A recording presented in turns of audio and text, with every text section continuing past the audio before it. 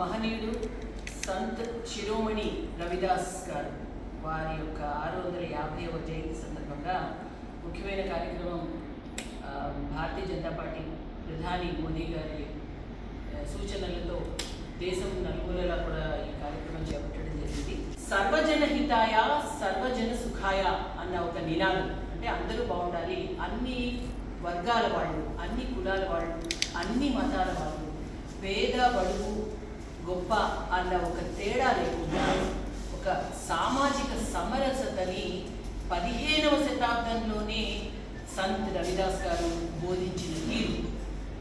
వారు ఆనాడు మనం అందరం కనుక అబ్జర్వ్ చేస్తే కుల వివక్ష అంటరానితనం ఎక్కువగా ఉండేది. కానీ అప్పట్లోనే వారు ఇటువంటి ఒక కుల వివక్ష రహిత ఒక సమాజం ఏర్పడాలి అని కలలు కన్నారు. వారు ఎన్నో శ్లోకాలు రాశారు. వారు ఒక సమాజంలో 15వ శతాబ్దంలో ఎంతో వివక్షకి గురవుతున్న సమయంలో అటువంటి ఒక సమాజం, ఒక చర్మకారుడి సమాజంలో పుట్టి, అంటే చెప్పులు కుట్టే ఒక వృత్తిలో పుట్టి ఎంతో సమాజంలో వివక్షని ఎదుర్కొంటున్నా కూడా ఆ సమాజం అంతా కూడా కలిసికట్టుగా ఎక్కడా కూడా భేదాలు లేకుండా వివక్ష లేకుండా ఉండే సమాజం ఉండాలి అని కోరుకున్నారు. అప్పట్లో చాలామంది ఒక మత మార్పిడి అనే ఒక ఆయుధాన్ని ప్రయోగించారు.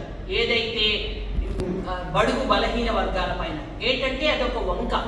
ఏంటంటే మీకు ఇటువంటి ఒక హిందూ ధర్మంలోనూ హిందూ సమాజంలో మీకు ఒక మర్యాద లేదు, కాబట్టి మీరు ఈ మతం మారిపోతే మీకు అన్నీ వచ్చేస్తాయి, ఇక్కడ ఒక కులం ఉండదు, ఇక్కడ ఒక అణగారిన గొప్ప పేద అన్న భేదం ఉండదు అనే ఒక దీనికి లోను చేసి దాన్ని మత మార్పిడికి వారిని బలవంత పెట్టడం. కానీ ఆ సమయంలోనే, ఆ శతాబ్దంలోనే సంత్ రవిదాస్ గారు ఎటువంటి ఒత్తిడులకి లోనవ్వకుండా హిమాచలం వంటి ఒక అచంచలమైన ఒక దృఢ విశ్వాసంతో వారు నిలబడిన తీరు, ఏదైతే ఒక సమాజంలో ఒక అవకతవకలు ఉన్నాయో దానికి మతం ముడిపెట్టకూడదు, దానికి ఏ ధర్మమో దీనికి ఒక దానివల్ల కాదు ఈ వివక్ష అని చెప్తూ ఒక ధర్మం, అంటే హిందూ ధర్మంలో ఒక జ్ఞానం, ఒక విజ్ఞానం, ఒక సేవ,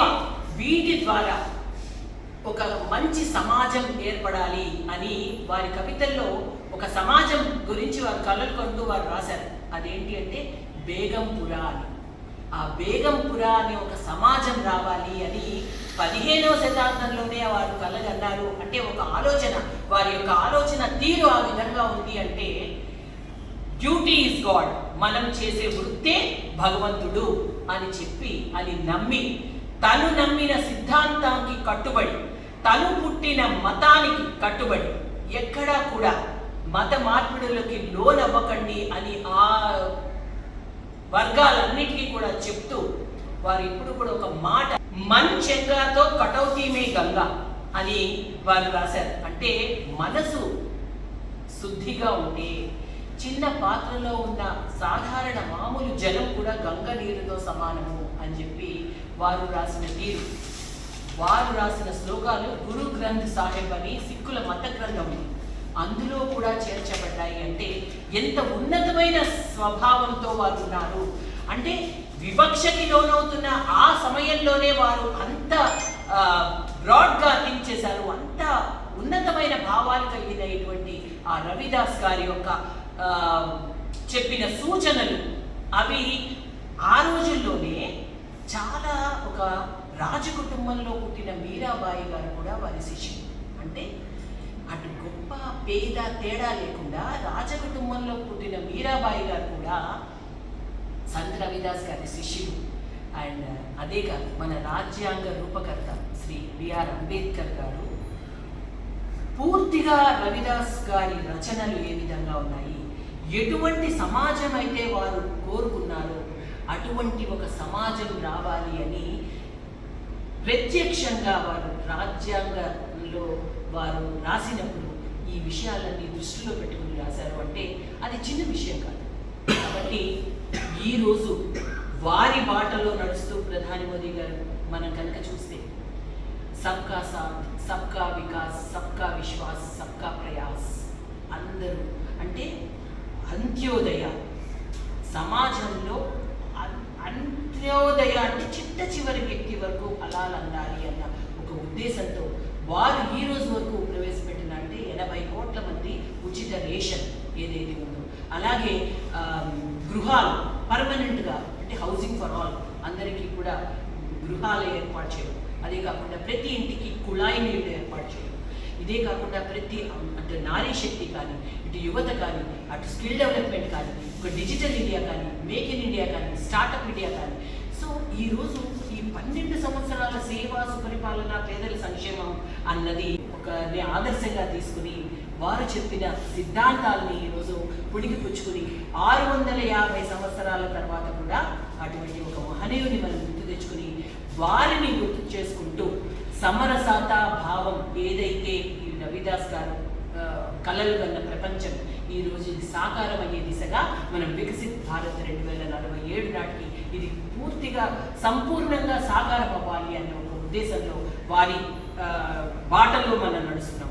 అందువల్లనే సమరసత సంకల్ప్ అభియాన్ అని దేశం అంతా కూడా ఈరోజు ప్రతి జిల్లా కేంద్రంలోనూ ప్రతి మండల కేంద్రంలోనూ ఈ గురు పౌర్ణమి సందర్భంగా ఇటువంటి ఒక ఉన్నత భావాలు ఉన్న గురువుని మనం స్మరించుకుంటూ వారికి నివాళులు అర్పించుకుంటూ ఈరోజు అన్ని కేంద్రాల్లోనూ భారతీయ జనతా పార్టీ ఈ యొక్క కార్యక్రమాన్ని చక్కగా నెరవేరుస్తుంది. అంతేకాదు ఇదే రోజు ప్రధాని మోదీ గారు వారణాసిలో 1 కోటి మంది సాధు సంతుల్ని గౌరవించి సత్కరిస్తున్నారు.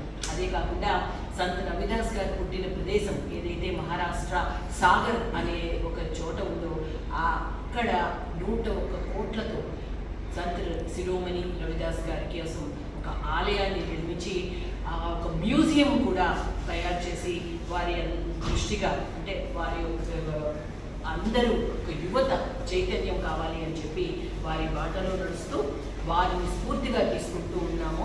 అదే కాదు మన హిందూ ధర్మంలో కూడా దాదు పంథీ అనే ఒక సాంప్రదాయం ప్రకారము హిందూ ధర్మంలో కూడా వీరు రాసిన ఒక శ్లోకాలని జోడించడం జరిగింది. అది పంచతంత్ర అన్న దాంట్లో వీరు రాసిన శ్లోకాలన్నీ కూడా మన హిందూ ధర్మ గ్రంథంలో కూడా ఇవి చేర్చబడ్డాయి. అంటే ఒక అణగారిన అని ఏదైతే అనుకుంటున్నామో ఒక చెప్పులు కుట్టే వృత్తిలో పుట్టిన ఒక ఆయన వారి యొక్క ఉన్నతమైన భావాలతో ఆధ్యాత్మిక గురువుగా ప్రపంచానికే గురువయ్యాడు అని మేము ఈ విధంగా వారిని స్మరించుకుంటూ గురు పౌర్ణమి సందర్భంగా వారిని దృష్టిలో పెట్టుకుని వారికి ఈరోజు